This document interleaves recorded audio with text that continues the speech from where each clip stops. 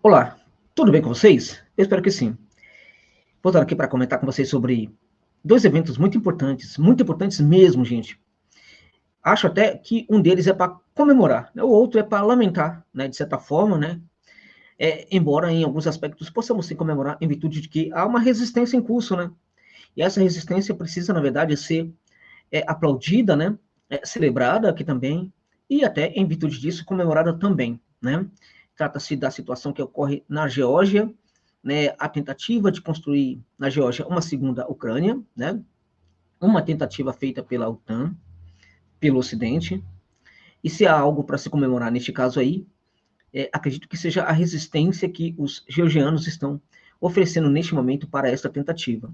Ao contrário do que muita gente pensa, do que muita gente supõe, né, o governo georgiano, quem manda hoje no gabinete do poder lá em Tbilisi, na Geórgia, né, está de fato derrotando a revolução colorida praticada pelo OTAN lá no território georgiano. Né? Eu acho que isso aí é de fato para comemorar. Estou a referir-me também à lei, né? A lei que coloca ali as ONGs que recebem investimento do estrangeiro, a partir de um certo percentual, como ONGs que prestam serviços para outras nações, né? Que não seja para a Geórgia, e acho que isso aí, nesse sentido, a Geórgia está coberta de razão, né?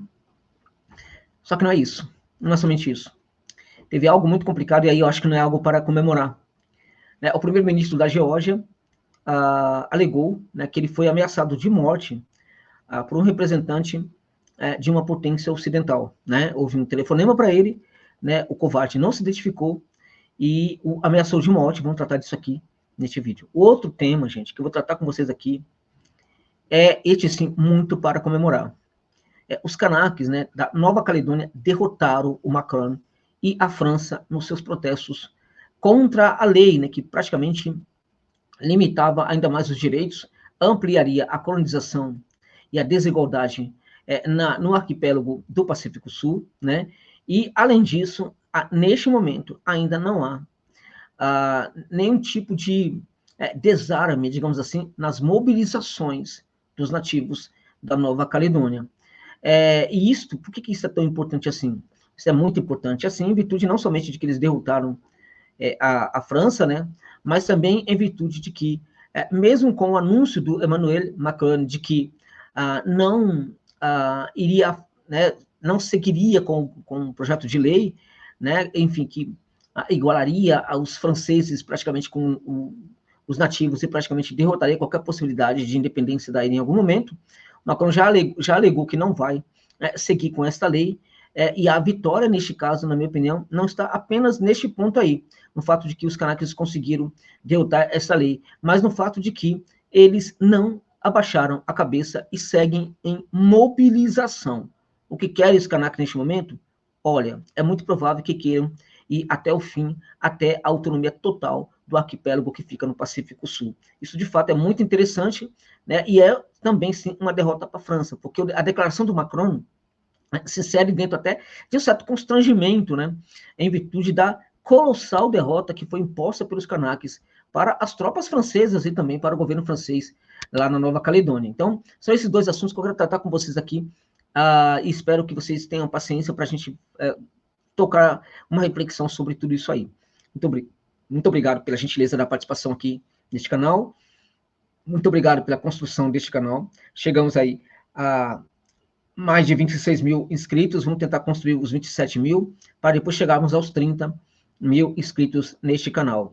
Muito grato pela generosidade, e claramente, né, antes que eu me esqueça, um forte abraço terno e carinhoso a todos vocês que estão na Mãe África, né, a mãe de todos nós, né, a todos vocês que estão na Europa, na Ásia, na Oceania, na América Latina, América do Sul, Brasilzão de meu Deus, meu estado de São Paulo, a minha cidade de São Paulo, tá? Forte abraço para todos, abraço carinhoso. Tratemos, então, destes dois assuntos aí, que são muito importantes mesmo, né?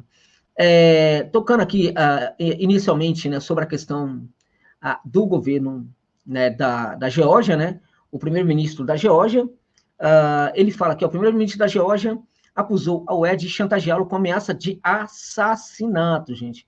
É isso mesmo. O Iraque, né, Kobakdzi, né, afirmou que um comissário europeu disse, né, ele disse que ele poderia acabar sofrendo o mesmo destino que o primeiro-ministro eslovaco, o Robert Fico. Isso é muito grave, né?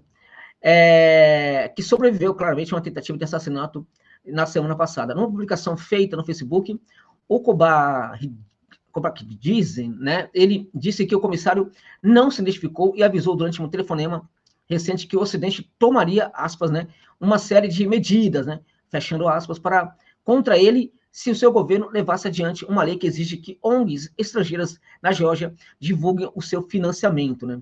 Aspas abertas, né? Ao listar essas medidas, ele mencionou, aspas nas aspas, você vê o que aconteceu com Robert Fico e deve ter muito cuidado, né? Fechando todas as aspas, escreveu ali o primeiro-ministro georgiano, né?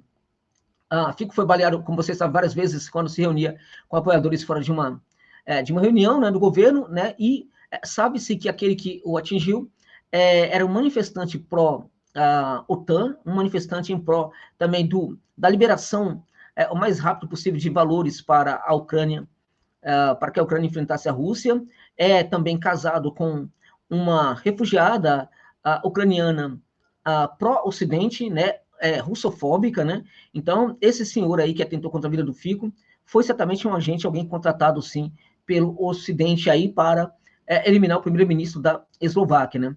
Bem, lembrando a vocês que o parlamento da Geórgia, né, aprovou, né, conseguiu aprovar a lei de transparência da influência estrangeira na semana passada. Esta lei que exige, como vocês veem aí, que as ONGs, né, os meios de comunicação social e os indivíduos que recebam mais de 20% de financiamento proveniente do exterior, do estrangeiro, se registrem como entidades que promovem os interesses de uma potência estrangeira e divulguem os seus doadores. A questão é, qual é o problema disso, gente? Qual é o problema disso? Até porque essa lei, ela existe em outros países e ninguém fala nada, exceto quando acontece num outro país, na Rússia. Tanto é que estão chamando essa lei da Geórgia como uma lei russa, né? Até em provocação, evidentemente. Agora, é uma lei que existe e é até mais draconiana. Vejam vocês, nos Estados Unidos, existe e é até mais draconiana. No Reino Unido, gente, ninguém fala nada. Né? Nos Estados Unidos, o governo americano não permite que ONGs recebam financiamento externo. Né? Agora, tem que funcionar na Geórgia. Na Geórgia, se o governo cria uma lei parecida, então ele é ditador. O que o Ocidente tem a ver com os assuntos internos da Geórgia? Se uma ONG recebe mais do que, enfim, mais de 20% do seu orçamento vem de fora, é claro que quem está mandando dinheiro para essa ONG está, evidentemente, cobrando dessa ONG por esse dinheiro, né, claramente, né? Então, o governo georgiano está coberto de razão. Veja, essa lei foi vetada, né, pela presidente da Geórgia, que é muito pró-Ocidente, né? Na verdade, a Salomé Zurabishvili, né? Ela já se esperava pelo veto dela. Agora, ela, inclusive, vem se fazendo de vítima, falando que eu estou ameaçada disso, ameaçada daquilo e tudo mais. Ela foi, na verdade, ali transformada num agente que quer fazer os mesmos que os ucranianos fizeram com a Ucrânia, né? E ela simplesmente vetou. Todo mundo esperava que ela vetasse. O problema é que o Congresso tem condição e vai fazê-lo, tá? De derrubar o veto da presidente e a lei vai realmente entrar em curso. Então, o que fez ali o Irakli Kobach-Dizem, né? Ele falou que foi ameaçado, mas ele já deixou claro que ele não vai aceitar esse tipo de pressão e que, de fato, essa lei será aprovada. É oportuno aqui, pontuarmos, né, que vocês vão ouvir, né, falar muito mal do primeiro-ministro georgiano, assim como você vai se deparar com muitas manifestações em favor, contra o governo, né, tentando ali legitimar o direito das ONGs e tudo mais, e você não vai ficar sabendo, tá? Das inúmeras manifestações que estão acontecendo na Geórgia contra essas ONGs, tá? E a favor do governo. Esse tipo de manifestação você não vai encontrar em lugar nenhum, tá? Porque neste momento, sim, as pessoas estão indo às ruas da Geórgia também para promover a autonomia do país, não aceitando, né, o que essas ONGs pretendem fazer. E detalhe, nas manifestações pró-ONGs, né, estiveram presentes parlamentares de países do Ocidente, diplomatas de países do Ocidente, inclusive daqueles danicos dos Bálticos, que não servem para nada no mundo, exceto para encher o saco do mundo inteiro, né, promovendo também a bagunça. Né? Não fosse pela OTAN, eles sequer existiriam. Ninguém ouviria falar de de Letônia, Estônia e Lituânia, se não fosse, por exemplo, por terem, né, as costas quentes da OTAN. Eles ameaçam, eles enchem o saco, eles falam um monte de bobagem, porque, evidentemente, tem as costas quentes da OTAN. Se não fosse por isso, sequer as pessoas saberiam da existência desses países nanicos e irrelevantes que são os países bálticos. Na verdade, não as pessoas que moram necessariamente nos países bálticos, tal, mas, evidentemente, os chefes políticos desses países. Nada contra os lituanos, letãos e também lituanos, letões e estonianos, né, evidentemente, nada contra, mas tudo contra aos políticos desses países que promovem essa bagunça no mundo neste momento, né? São contrários à Rússia, são russofóbicos, estão criando leis russofóbicas, enfim, tudo contra eles, evidentemente, tá? Só que estão perdendo. O Ocidente está perdendo essa briga lá na Geórgia, tá, gente? Bom, o outro assunto que eu queria tratar com vocês aí agora é a questão do Macron, né? Porque o Macron, o que aconteceu? Ele perdeu lá na Nova Caledônia. Ele foi para Nova Caledônia, desembarcou no arquipélago do Pacífico Sul, depois que o seu governador francês, né, falou que não tinha mais condição de lidar sozinho com aquilo. Mais ou menos foi isso que ele deu a entender. Por volta de 4 mil soldados franceses estão na Nova Caledônia.